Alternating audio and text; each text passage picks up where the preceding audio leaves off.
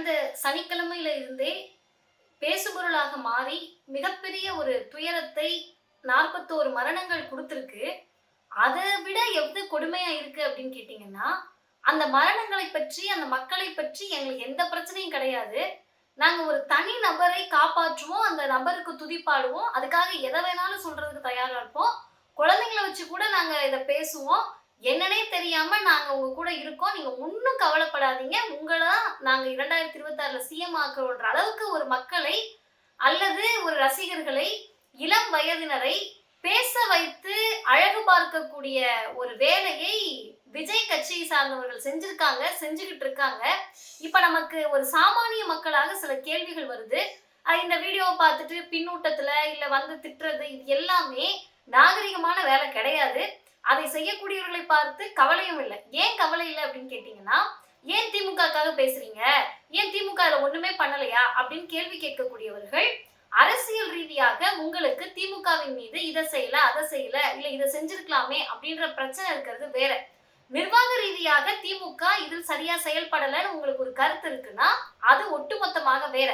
ஆனா அரசியல் ரீதியாக அரசியல் கட்சியை ஆதரிக்கிறோம், எதிர்க்கிறோம், அவங்க கூட நிக்கிறோமா இல்லையா, விமர்சனம் பண்றோமா இல்லையான்றதை தாண்டி ஒட்டுமொத்தமாக தமிழ் சமூகத்தில் இருக்கக்கூடிய ஒரு குறிப்பிட்ட இளைஞர் படை, குறிப்பிட்ட சில மகளிர், குறிப்பிட்ட சிலர் தனி மனித துதியோடு ஒரு விஜய் அப்படின்ற ஒரு ஹீரோவை, ஒரு கதாநாயகரை, ஒரு நடிகரை தூக்கி பிடிக்கிறதுக்காக எவ்வித அறமற்றும் பேசிக்கிட்டு இருக்காங்கன்னு சொன்னா எங்களை போன்ற இயக்கவாதிகளுக்கு இதை பற்றி பேச வேண்டிய தேவை இருக்கத்தான் செய்யும்.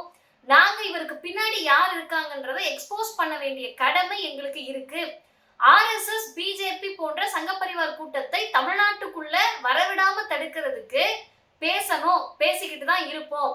அதில் உங்களுக்கு கருத்தியல் ரீதியாக இல்லைங்க விஜய் இதை செஞ்சது சரிதான்னு சொன்னா அதை பேசுவதற்கு துணிச்சல் இருக்கோ அல்லது சரியான பாயிண்ட் உங்களுக்கு இருக்குன்னு தெரிஞ்சா மீடியாவுக்கு முன்னாடி வாங்க, வந்து கலந்துரையாடல் நடத்துங்க. அல்லது டிவி டிபேட்ஸ்ல விஜய் கட்சியை சார்ந்தவர்களை டெய்லி கூப்பிட்டுட்டு தான் இருக்காங்க. போன் ஆஃப் பண்ணிட்டு போகாதீங்க. விஜய் கட்சியில் இதுவரைக்கும் யாரெல்லாம் டிவில வந்து டிபேட்ல உட்கார்ந்தீங்களோ வந்து பேசுங்க. இது எதையுமே செய்யாம நீ திமுக பேசுற, நீ 200 ரூபாய் வாங்கிட்டு பேசுற அப்படின்றதெல்லாம் அரசியலில் எடுபடாது. ஏன் அப்படின்னு கேட்டா 200 ரூபாயை வாங்கிட்டு பேசுறன்றதே ஆர்எஸ்எஸ் அஜெண்டா தான். யார் 200 ரூபாய் போட்டு விடுவா? எத்தனை பேருக்கு போட்டு விடுவாங்க? விஜய் கட்சியில் இருக்கக்கூடியவர்கள் மிக முக்கியமானவர்கள். இன்ஃப்ளூயன்சர் மார்க்கெட்டிங் பண்றீங்க. 20,000 ரூபாய் 30,000 ரூபாய் அக்கௌண்ட்டுக்கு போகுது. நாங்க விஜய்க்கு தான் ஆதரவா இருக்கோம்னு வெளியே சொல்லாமையே விஜய்க்கு ஆதரவாக இருக்கக்கூடிய பிரிவினர்கள்லாம் இன்னைக்கு இருக்காங்க. அதை கூட நான் பேச பொருளாக்கல. அவங்களுக்கு காசு தேவை, அவங்க பேசுறாங்க, பேசட்டும். ஆனா அமைப்பில் இயங்கக்கூடியவர்கள், ஒரு கூட்டணியில் இருக்கவங்க, அரசியல்ல இருக்கிறவங்க இத வாங்கிக்கிட்டு தான் இதை பேசுறாங்கன்னா அப்படி கூட உனக்கெல்லாம் நியாயமா பேசுறதுக்கு வாய் வர மாட்டுதேன்னு மக்கள் உங்களை பார்த்து கேட்பாங்களா மாட்டாங்களா? 41 பேர் உயிருக்கு என்னையா பதில்னு நடிகர் விஜய் வாயே திறக்கலைன்ற கேள்வி அடிப்படை கேள்வி. அந்த அடிப்படை கேள்விக்கு பதில் இல்லாம தேவையில்லாத, சம்பந்தம் இல்லாத, இன்னும் சொல்லணும்னா அயோக்கியத்தனமான, தரம் தாழ்ந்த, கீழ்த்தரமான விஷயங்களை பேசுறீங்கன்னா ஒரு 20 வருஷம் கழிச்சு ஐயோ இவ்வளவு கேவலமான வேலையை நம்ம பார்த்தோம் அப்படின்ற குற்ற உணர்ச்சி வரும். ஆனா பேசக்கூடியவர்களுக்கு அதெல்லாம் வருமானு நமக்கு தெரியல. நான் நேரடியாக ஒரு 5 விஷயத்தை பத்தி பேசுறதுக்காக தான் இந்த வீடியோ.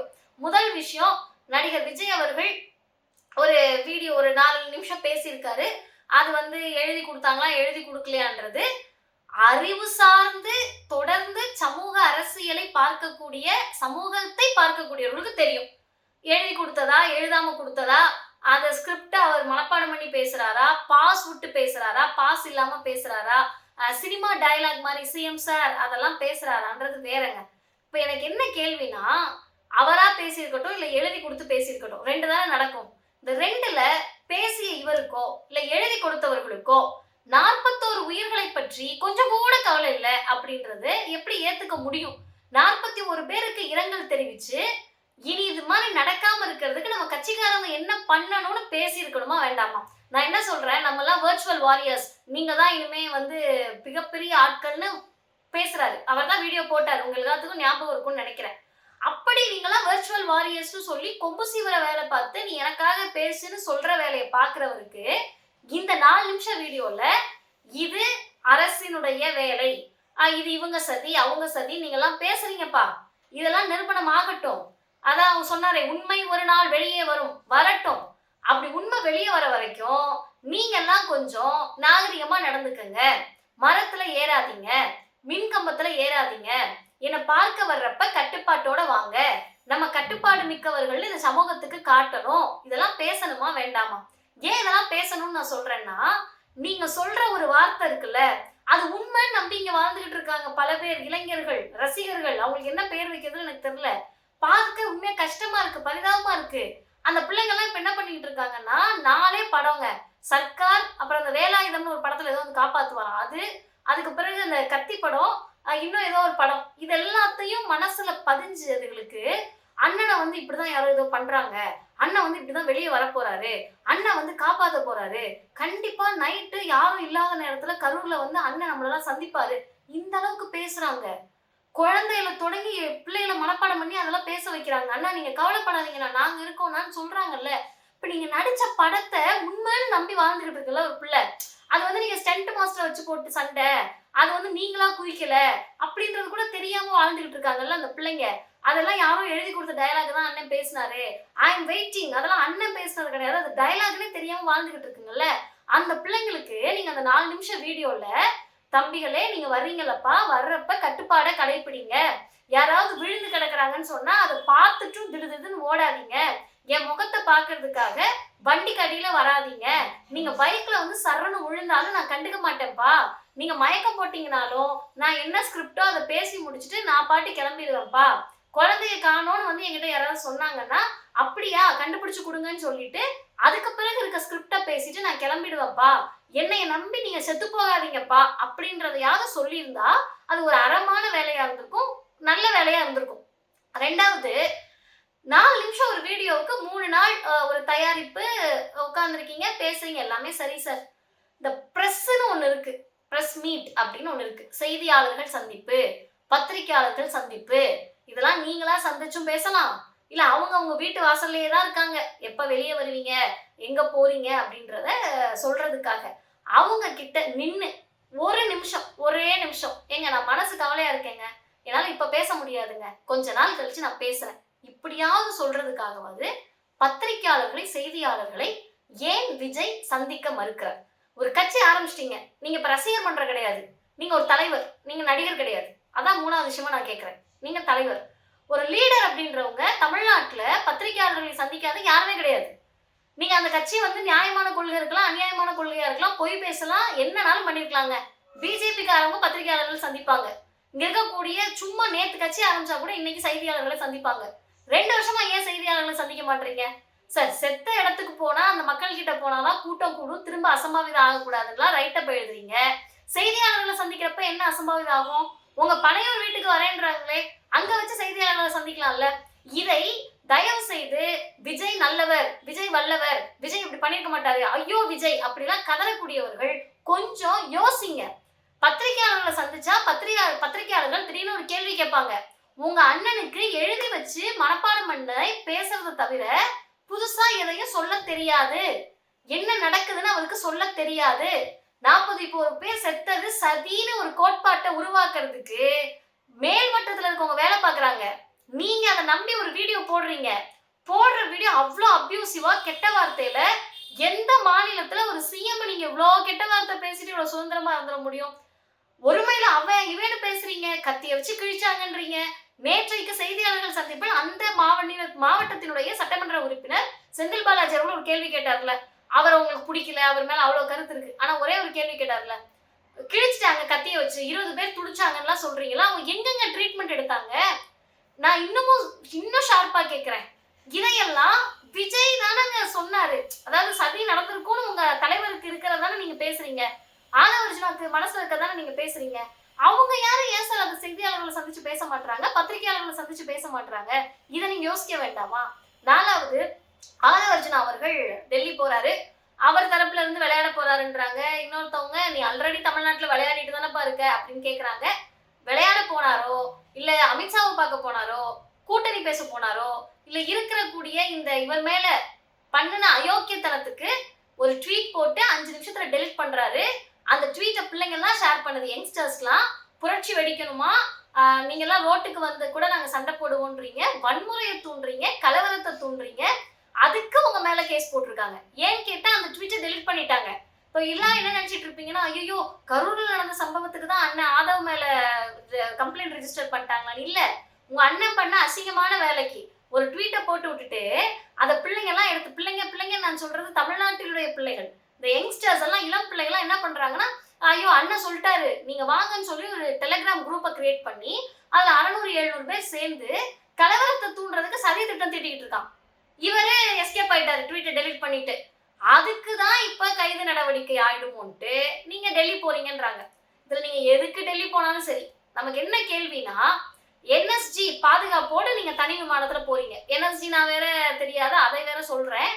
ஒரு சிறப்பு பாதுகாப்பு படை, தேசிய பாதுகாப்பு படையோட போறீங்க. 2 பேர் என்எஸ்ஜி கமாண்டோஸ் உங்க கூட வராங்க. இவர் யாரு? ஆதவ் யாரு? ஆதவ் அர்ஜுனா என்பவர் யாரு? ஒரு கட்சியில இருக்கீங்க, கட்சியில மேல் பொறுப்புல இருக்கலாம், கீழ் பொறுப்புல இருக்கலாம், மேல்நிலை பொறுப்புல இருக்கலாம், தேர்தல் பணிக்குழுவினுடைய மிக முக்கிய பொறுப்புல இருக்கலாம். நீங்க இன்னுமே தேர்தலை கூட சந்திக்காத கட்சி, யாருமே இல்ல, எம்எல்ஏ இல்ல, நீங்க எம்பி எதுவும் கிடையாது. எந்த இதுல உங்களுக்கு என்எஸ்ஜி கமாண்டோ கொடுக்குறாங்க? கொடுக்குற அளவுக்கு உங்களுக்கு எங்க இன்ஃப்ளூயன்ஸ் இருக்கு? அதுதான் முக்கியமான கடைசி செய்தி. தயவு செஞ்சு பாருங்க, பரப்புங்க. உங்க வீட்டுல பிள்ளைங்க இருந்தா போட்டு காமிச்சு அவங்களை தயவு செஞ்சு திருத்துங்க. ஏன்னா குற்றவாளிகள் தான் தண்டிக்கப்படணும், நம்ம பிள்ளைங்க திருத்தப்பட வேண்டியவர்கள். அந்த குழந்தைங்க கிட்ட சொல்லுங்க, அந்த பிள்ளைங்க கிட்ட சொல்லுங்க, அமித்ஷாவை சந்திப்பதற்கு ஆதவ் அர்ஜுனா போறாரு. இங்க இருக்கிற கூடிய பார்ப்பனர்கள் எல்லாம் விஜய்க்கு ஆதரவா நிக்கிறாங்க, ஆர்எஸ்எஸ் கூட்டம் நிக்குதுன்னு சொன்னா இவர்களை இயக்கக்கூடியது யார்? இந்த மாதிரி எத்தனை பேரை பிஜேபி ஆர்எஸ்எஸ் தமிழ்நாட்டுக்குள்ள இறக்கி இருக்கு. உங்க அண்ணன் விஜய், ஆர்எஸ்எஸ்னா உங்க அண்ணனுக்கு என்னன்னே தெரியாது, பிஜேபினா என்னன்னு தெரியாதுன்னு சொல்லுவீங்க. ஆனா ஆதவ் அர்ஜுனா என்பவர் ஆர்எஸ்எஸ் காரர். சிடிஆர் நிர்மல்குமார் கூட ஒருத்தர் இருக்காருல்ல, அந்த நிர்மல்குமார் ஆர்எஸ்எஸ்ல பயிற்சி பெற்று பிஜேபியில இருந்தவர். மேல்மட்டத்தில் இருக்கக்கூடிய கட்சிக்காரங்க எல்லாரும் பிஜேபி மனநிலையோடு இருக்காங்க. பிஜேபி கிட்ட காசு வாங்கிட்டு எதை செய்யறதுக்கும் தயாரா இருக்காங்க, கூட்டணி பேச்சுவார்த்தைக்கு தயாரா இருக்காங்க. இது எல்லாத்தையும் செஞ்சுட்டு உங்ககிட்ட ஏதோ மாற்றத்தை கொண்டு வர போறோம், நாங்க இவங்களை எதிர்க்க போறோம், உங்களுக்கு ஆட்சி கொடுக்க போறோம்லாம் பேசுறாங்கல்ல. யாரோ ஒரு 5 பேருடைய சுயநலத்திற்காக கொத்து கொத்தாக இளைஞர்களை பலி கொடுப்பதற்கு தயாராகி விட்டார்கள், கலவரம் செய்வதற்கு தயாராகி விட்டார்கள். இல்லைன்னா எதுக்கு சார் ஆதவ் அர்ஜுனா ட்வீட்டை டெலிட் பண்ணணும்? நீ தைரியமான ஆள் தானே? ஆமா நான் தான் போட்டேன், நான் போட்ட ட்வீட்டுக்கு நான் தான் பதில் சொல்லணும், செய்தியாளர்களை சந்திச்சு சொல்லு. எதுக்கு புரட்சி வெடிக்கணும்? எங்க இல்ல, ரோட்ல நடந்து போனாலே தடியடி நடக்குதான் தமிழ்நாட்டுல, எங்க நடக்குது சொல்லுங்க. இது எதையுமே சொல்லாமல் உங்களுடைய சினிமா வெறியை, நீங்க சினிமாவை பார்த்து பார்த்து பார்த்து அண்ணன் பேசுறதெல்லாம் டயலாக்னு நம்பிக்கிட்டு இருக்கப்ப அந்த அந்த நம்பிக்கையை வச்சு உங்களை ஏமாத்துறாங்கன்னா தயவு செய்து விழித்துக் கொள்ளுங்கள். ரெக்வஸ்ட் பண்ணக்கூடிய நிலைமைக்கு இன்னைக்கு எங்களை மாதிரியாக இருக்கக்கூடிய இளைஞர்களை மாத்திட்டீங்க. உங்களுடைய வயதுல இருந்து அதிகபட்சம் ஒரு 10 வயது மேலா இருக்கக்கூடிய எங்களுக்கெல்லாம் ஏன் பதறுதுன்னு கேட்டீங்கன்னா, ஆல்ரெடி ஒரு 10 வருஷம் தமிழ்நாட்டை நாசமாக்கக்கூடிய எல்லா வேலையையும் பிஜேபி கூட சேர்ந்து இங்க இருக்கக்கூடிய அதிமுக செஞ்சு முடிச்சிருச்சு. இவங்க எல்லாவற்றையும் ஏற்றுக்கொள்வதற்கு தயாராயிட்டாங்க. புதிய கல்விக் கொள்கையில இருந்து நீட்ல இருந்து எல்லாத்தையும் ஏத்து கல்வி சூழலை நாசமாக்க தயாராயிட்டாங்க. அப்படி நாசமாக்கணும்ன்றதுக்காக தான் இவங்களுக்கு திமுக எதிரா இருக்காங்க. எங்கூட பேசக்கூடிய பலர் கேட்டாங்க, ஏங்க அப்ப திமுக எதுவுமே தப்பே செய்யலாங்க? இன்னைக்கு கல்வி சூழலில் திமுக கிட்டதான் நீங்க போய் சண்டை போட முடியும். ஏன் ஆர்எஸ்எஸ் உடைய கோட்பாடை தமிழ்நாட்டுக்குள்ள கொண்டு வந்தீங்கன்னு நீங்க கேட்க முடியும். ஒருவேளை நீட்டை திமுக ஆதரிக்காது, ஆதரித்தால் நீங்க கேள்வி கேட்க முடியும். புதிய கல்விக் கொள்கையினுடைய கூறுகள் இருக்குங்க, இதை மாத்துங்கன்னு நீங்க போய் கேள்வி கேட்க முடியும். அதிமுக கிட்டயோ பிஜேபி கிட்டயோ நீங்க கேட்க முடியுமா? பிஜேபியுடைய அஜெண்டான்றதை ஆர்எஸ்எஸ் மயமாக்குவது தானே, ஒரு கலவரத்தை தூண்டி தமிழ்நாட்டை அமைதி இல்லாம செய்வது தானே. அதை செய்வதற்கு தயாராக இருக்கக்கூடிய பிஜேபி கூட இருக்க அதிமுகவை நம்ம கேள்வி கேட்க மாட்டோம். பிஜேபி காரவங்க எல்லாம் விஜய்க்கு ஆதரவா இன்னைக்கு வர்றப்ப உங்களுக்கு சதி கோட்பாடுன்னு சந்தேகம் வராது. ஆதவ் அர்ஜுனா கரூருக்கு போகாம டெல்லிக்கு போறப்ப சந்தேகம் வராது. இன்னொன்னுங்க, கரூர் பக்கமா டெல்லி பக்கமா? சென்னையில இருந்து எங்களுக்கு தெரிஞ்ச கரூர் தாங்க பக்கம். விஜய் வந்தா கூட்டம் கூட்டிட்டு கும்பல் வந்துடும். ஆதவ் அர்ஜுனா வந்தாலும் வருமா? புஷி ஆனந்த் வந்தா வருமா? உங்க கட்சியுடைய பொறுப்பாளர்கள் யாராவது கரூர்ல போய் நின்னாங்கன்னா பெரிய கூட்டம் கூடிடுமா? அவங்களும் நடிகர்களா? இல்லையே. ஒரு கட்சி துண்டோட கட்சி கொடியோட நீங்க யாருமே செத்தவங்க வீட்டுக்கு போல, ஹாஸ்பிட்டல் வாசல்ல நிக்கல. இன்னைக்கு தேதி வரைக்கும் ஆதவர்ஜுனா கரூருக்கு போக முடியல, கரூர் மக்களை பற்றி கூட பேச முடியல.